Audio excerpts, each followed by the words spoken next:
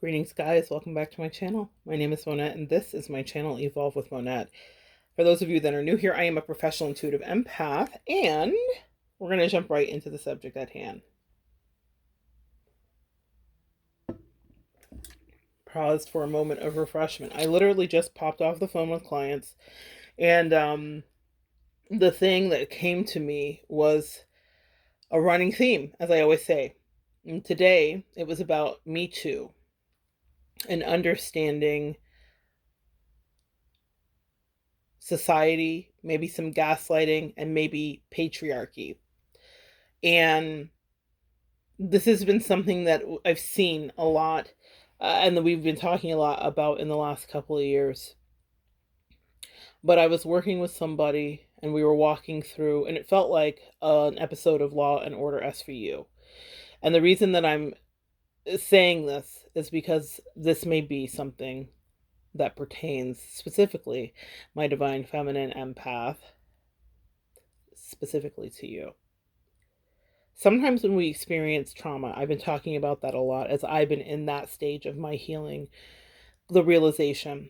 I have a video I may connect below when I had a watershed moment when it dawned on me what kind of abuse I was really dealing with and how it affected me in many ways. But the first step in any of this is speaking up. Throat chakra comes up a lot. And as I was doing a reading for this client, I had a very dry moment with my throat chakra. Now, I have a lot of throat, speech, and all kinds of stuff happening as I'm talking all day for a living. However, I pay attention. And guys, for those of you that know, I'm recovering from COVID. And so I keep Chloraseptic right next to me so that if it happens during my client time, I can easily soothe my throat. I am on the other side of COVID and I still have symptoms, but that's not one that I'm experiencing as much as I did while I did have the higher level of symptoms. So I knew that this was about my client. When you're doing a reading with any reader, what they're doing is transmuting your energy. And usually this client and I have a blast. It's a laugh session, a gab session. She's fun and we really enjoy our time together. But sometimes, as I say on here, it's time to evolve. And today we had to do the work. And I have no problem stepping into that mode and being more professorial than party girl when it comes down to it. There's a time to play and there's a time to party, and then there's a time to transmute energy. And one of the ways that you'll notice that you'll need to do that is pay attention to what's happening with your throat chakra. So because I got that hit on my throat chakra, I made her aware. She's in the medical field, and I made her aware, and she kind of has known what's going on with me because she was one of the first ones that's like, girl, you might need to go get tested. I had a couple people say it before her, but when we had a reading together, she said it. So she said to me, like, oh, are you okay? And I said, no, that is about you. I'm fine, actually. I'm actually really fine, much better than I had been. This is about what's going on with you right now. And I'm going to tell you what's going on there. But she said that's crazy because for the last 2 weeks I've had a raspy throat. She said a Rachel Ray. Okay, for those of you guys that are familiar with Rachel Ray, she's kind of known for having kind of a gravelly throat or voice. So she said I had a Rachel Ray, and I have been in this space where I have had the hardest time even speaking. And she's like, I knew we weren't in Mercury retrograde, and I got a piece of calcite, and she was telling me about other blue gems that she was wearing as a necklace and all of the rest of it. So once I kumbaya'd her and high-fived her about her beautiful self-care, empaths, take notes. We treat ourselves in our many ways with all of our crystals and things. It's not just a character on Frankie and Grace, and that would be Frankie. Okay, Frankie, the esoteric spiritual mother. There's a reason for this because it really does ground you. So she was doing all of her self-care before we could triage on the phone. But when we got on the phone to triage and I checked that, my angel said, okay, let's move into the next stage of helping and transmuting it. What needs to come up? Now, mind you, I just said this is a client that I have a very jovial relationship with. We laugh a lot. However, she didn't come to me by accident, and we are able to help move each other's trauma. Pay attention to that throat chakra. So I was able to validate with her.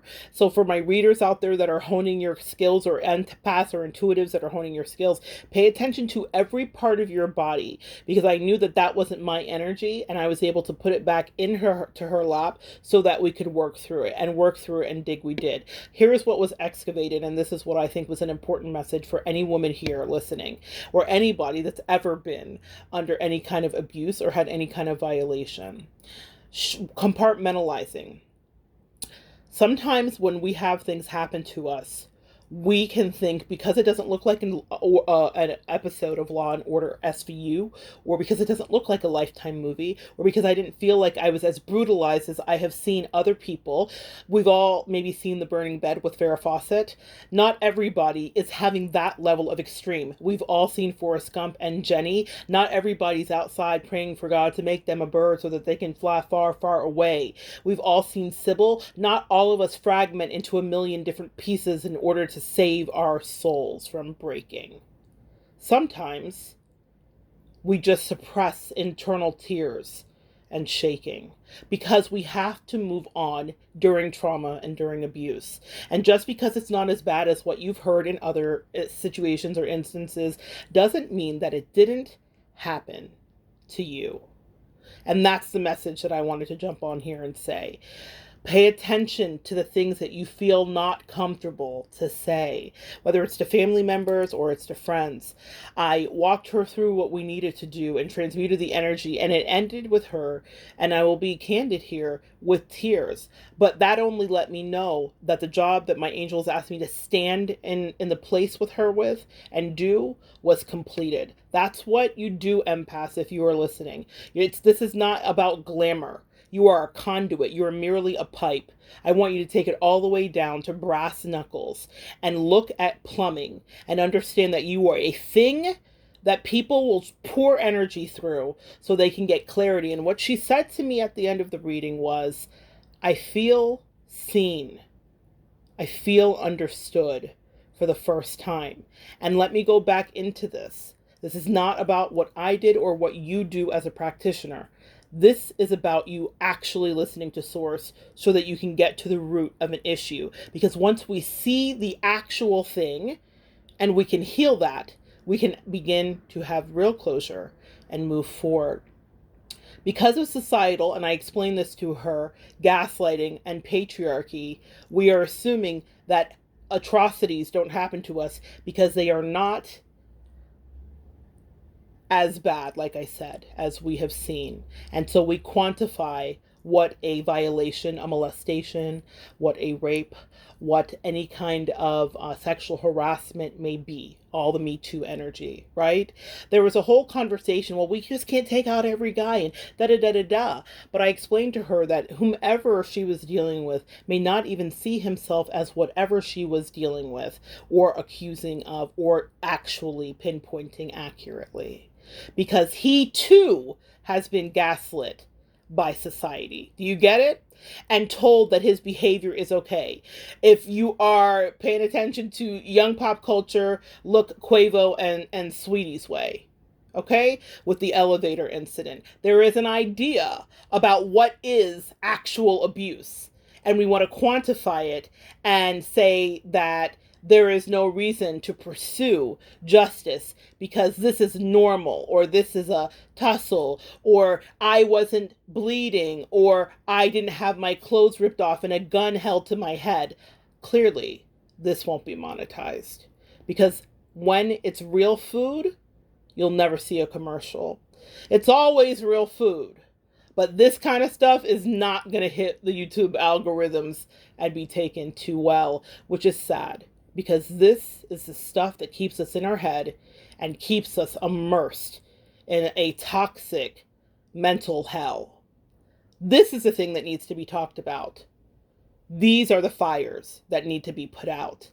Just because you didn't suffer the way you've seen someone else do, or you can say, well, it wasn't bad, or I had it better, or it wasn't as bad as you, it doesn't mean that it didn't traumatize and fragment you. I want you to give yourself permission to at least acknowledge whatever the thing is that happened.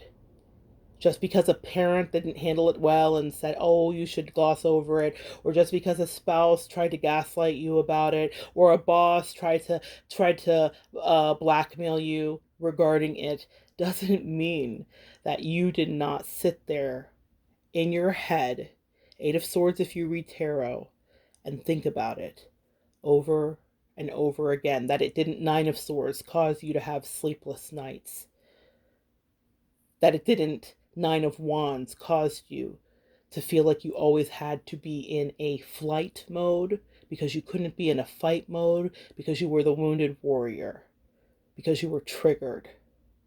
If you've ever felt triggered, do not second guess your spiritual hives. That's a download my angels gave me. Hearing intuitive, vicious, or varying energy sent your way. We break out in spiritual hives whenever we know that there's something we might need to say back to the throat chakra. When you have acknowledged and at least allowed yourself to know your truth, then you can begin to figure out ways to speak it. Because what I have learned personally is the only way to heal is to purge it, to lance it, and to release it. I know personally varying pain associated to many of the things we've talked about today. And that's why I'm here, because I finally figured out how to open my throat, my heart, my crown chakra, and say, this, unapologetically, is my truth. All right, guys, thank you so much for joining me. And know that the same is true for you. Do not hold it in. Do not second guess. Do not think you shouldn't even begin to pull the Band-Aid off of that thing that's been hidden away. Because that's the thing that's kept you sick. That's the thing that's kept you stagnant.